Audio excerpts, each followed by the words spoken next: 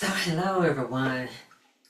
This month is National Family Caregiver Month. Again, National Family Caregiver Month. And so, with that, many of you have probably been like me, where in some form or fashion, whether you were a direct or shall I say primary or secondary, somewhere along the way, a caregiver, especially when it comes to your parents.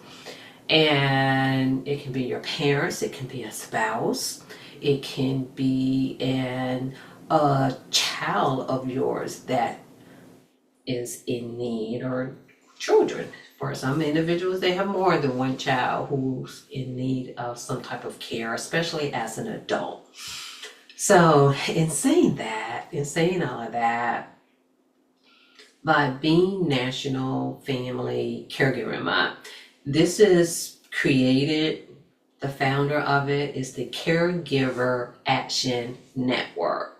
And so the theme for this month is for caregivers, especially family caregivers, to plug in, to resources, communities, and support. All of that is really good. And those resources really have, some of them have really been out there and have helped a whole lot of people. But one thing that I will say, in which a lot of you, a lot of us already know, is that when it comes to being a caregiver, in that there's some limitation when it comes to the resources. There's some limitation when it comes to community. There's some limitations when it comes to support. So with me, for those of you who do not know, I am Sharon D. Brown. I am the founder of Self-Care U Academy. And with Self-Care U Academy, focus on helping, helping, really empowering, entrepreneurs and leaders to sustain their sanity. That's the main thing, without losing themselves as they are being successful, especially when it comes to their calling. And so with that, with me, one thing I can say is I do have personal experience. It's not just in the work that I do in helping, other individuals, whether it's family or friends of someone who may have a mental health diagnosis, but it's also in helping people through things and helping other people. So with National Family Caregiver Month, I'm going to focus on this. It's kind of like, it's been in my head, so I need to make sure I share all of this information with you all as well, because it is so important. Because I know when I was in the heart of it, when it was going on, I didn't feel alone or anything like that.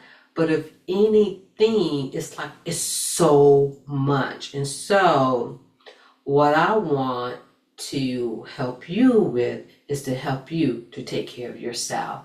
I kind of call it self-caregiving, because we're really good at taking care of others, and sometimes some of you may need to drop everything to take care of someone else.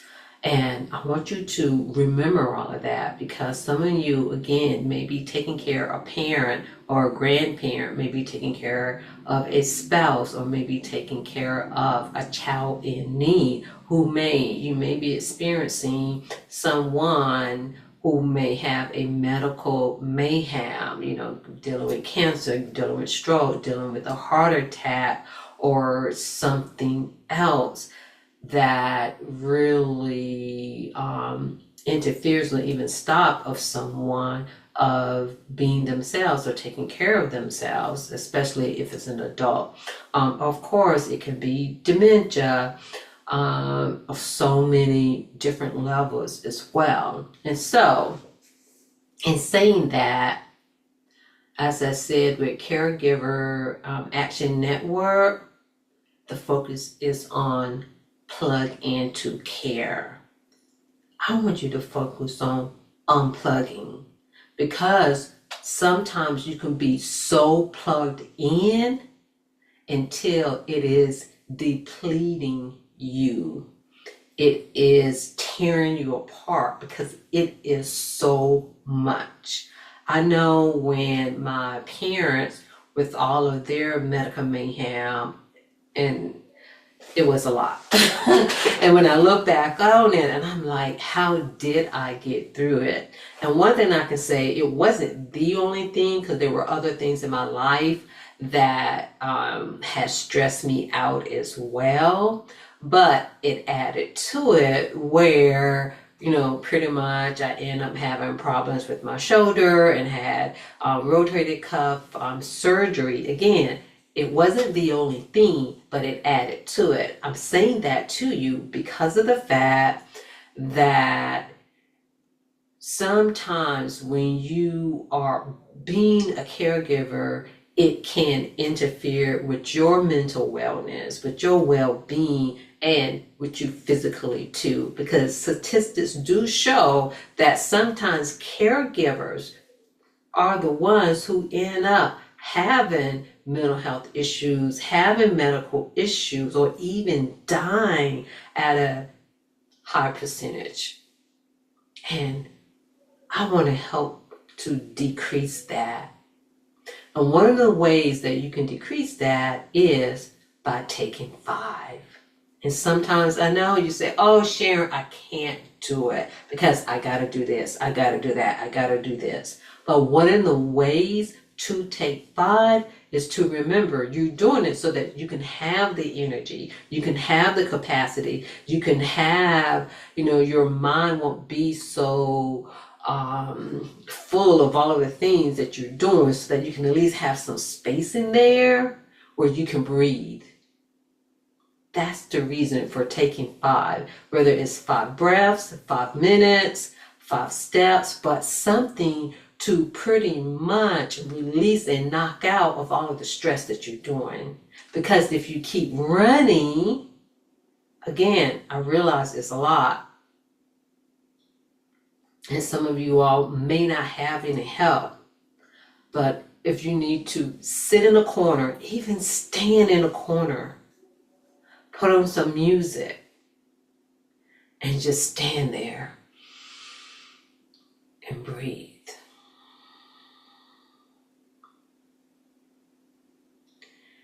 And no, it may not, by you doing that, it doesn't mean that your loved one will get better. I'm not saying that at all, but I want you to be well as a family caregiver. Because when you're not well, then someone else will need to step in to take care of you, to help take care of your loved one as well. The other thing is that with taking 5, is for you to reset so that all of the stress and all of the running around, like one of the things that I did do when I would say it was the height of my parents' medical mayhem, my stepdad had a heart attack, and somewhere in between there, my mom was in and out of the hospital. And there were a lot of other medical stuff going on with my mom prior to that. I mean, they both had medical conditions prior to that. But the thing is that what I had to do, because I was living out of state when my stepdad had a heart attack. And every other weekend, I would go home to help, do my part of taking care of them, following up with different things, making sure people get appointments, and if anything, being emotional support, especially like for my mom. And so one of the things that I did, because one of the reasons that I was back and forth is because I was working part-time. And I'm like, gosh, it just seems like I can't get any rest. I'm just so tired. Yes, it was everything that was going on, but I'm like, I need some type of relief so I can have some time to myself. And so I let go of that part-time job. For some individuals, you may not be able to do that financially, but I looked at it and said, yeah, it would be tight, but I need my energy for myself so that I can have the energy for my parents. And so what are some things that you can let go so that you can reset? Because otherwise I would not be completely resetting either. And the other thing to remember, especially when it comes to, I'm going to say more so when it comes to loved ones who are not your children, because it's different when it's your children. Some people would say, well, no, it's not different when it comes to your parents. But I just say, generally, for some people, it's different when it comes to the children. So I'm talking about adults here. I'm not even talking about adult children. So when I say children, I'm just saying whether it's an adult or not. But when it comes to your loved ones, like your parents or your spouse, in that, I want you to remember, brace yourself, that you are not a rescue. You cannot save everyone. And so with that this is where radical acceptance come in. Because for anyone who knows, when it comes to a heart attack, when it comes to even having a stroke, when it comes to even someone who's on dialysis, or someone who's a diabetic, or someone who has high blood pressure, in that sometimes there are things that people can do to help prevent or to alleviate some of the symptoms, all of that. Let's say when it comes to eating, we cannot make adults not eat something or make adults to eat something. And so in saying that, sometimes your parents may listen to you, and thank goodness for those of you who have parents who listen. Nah, I didn't have the pleasure of that. And so in that, I definitely had to practice and continue to learn about patience. Because we can't. And with radical acceptance is accepting everything that is happening and that you have no control over it. Once I was able to accept that, because of course I'm still going to do the things that I'm going to do, but I approach it in a different way. What made me accept radical acceptance was one day, I know I was making doctor's appointments. It's like, oh yeah, remember your appointment is here, your appointment is here. And I was just making sure everything was in order, and I was reminding, I think I was reminding my mom, of course remind my dad as well. And my mom has said something, I don't even remember what she has said, but whatever she has said, I came to the realization, okay, I'm making more of a big deal of the appointments, of everything. It doesn't seem as important to her. It doesn't seem as important to them as it is for me. So that for me is where it came to be radical acceptance. So at least internally, I had to change how I was thinking about it and even how I was reacting to it. And with that, a lot of relief came. I said, okay, I am the daughter who is a chauffeur. I don't have a problem with that. Not saying that I still advocated and then still, reminded them of appointments, made appointments and all of that. But my approach internally was different. And even in, I could say, of not having the frustration of them not doing some of the things that can benefit them as well. And so that's the other thing. Again, it is a way to unplug. So with radical acceptance is a way to unplug. And then also too, the other thing is to split tasks if you're able to.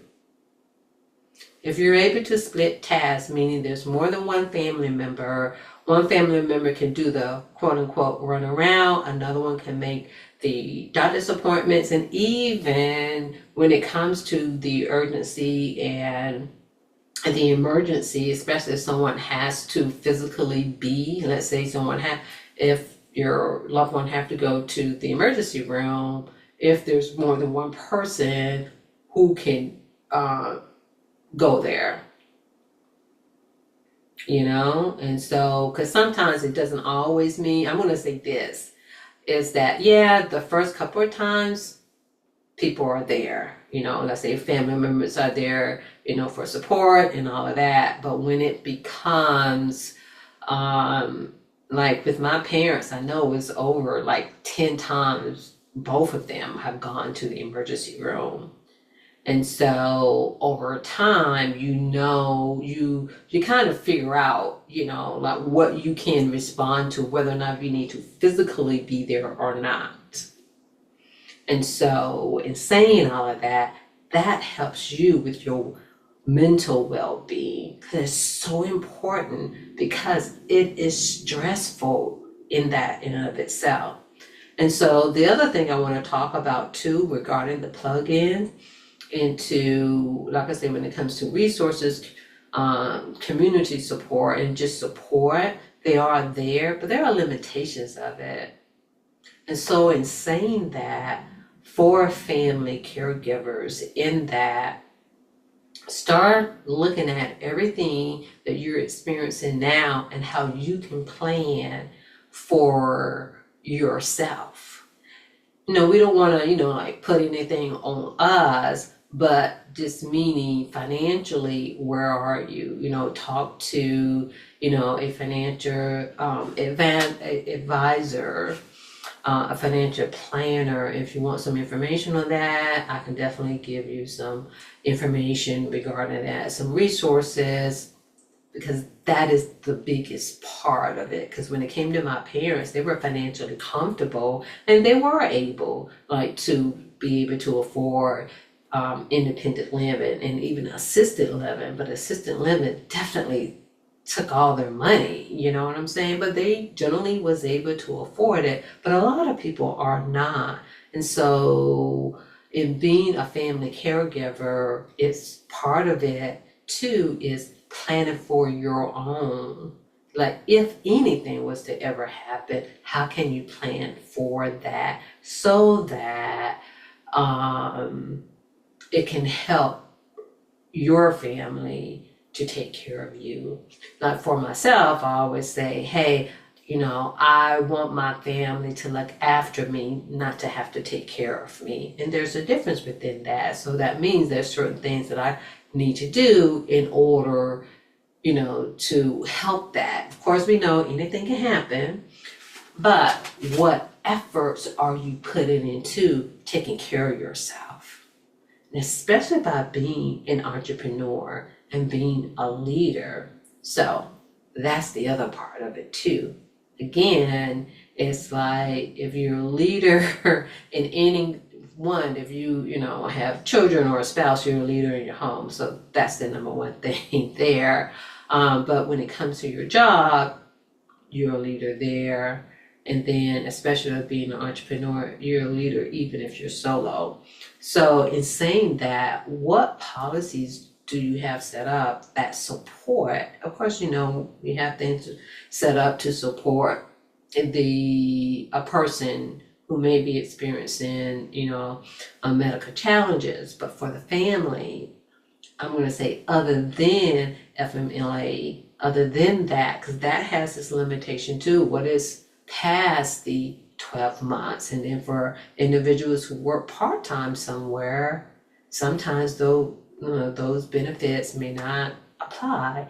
But for those of you, for corporations and organizations, in that, what policies do you have in place? What programs do you have in place? And what practices, meaning you, how do you approach someone? What is your interaction with a family member who's a caregiver? Are you empathetic, with that person? Have empathy and compassion, even though we know when it comes to the job has to be done. However, that person just may not be able to be. And even if they're present at work, they may not truly be present. And so what practices do you have? How do you approach it? And again, with Self-Care U Academy, this is one of the things we do is like when it comes to entrepreneurs and leaders is how to have that self-care for yourself. And so in celebration of National Family Caregiver Month, we'll be talking about things from the point of view of the family caregiver.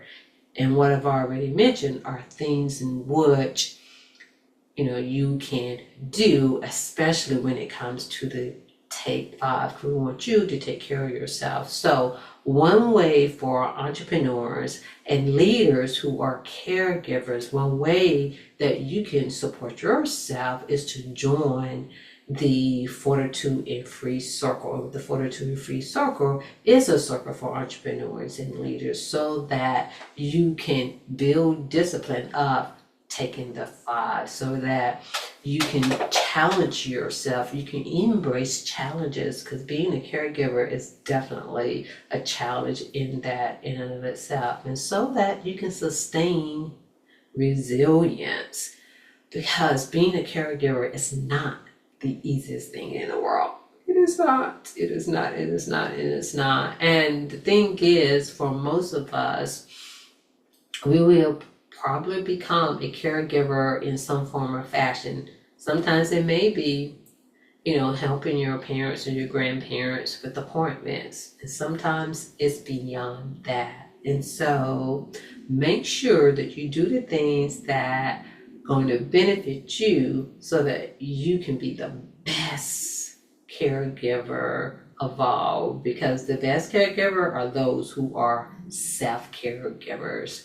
And for those of you who want to join the circle, comment or DM me circle so that you can get more information to come in.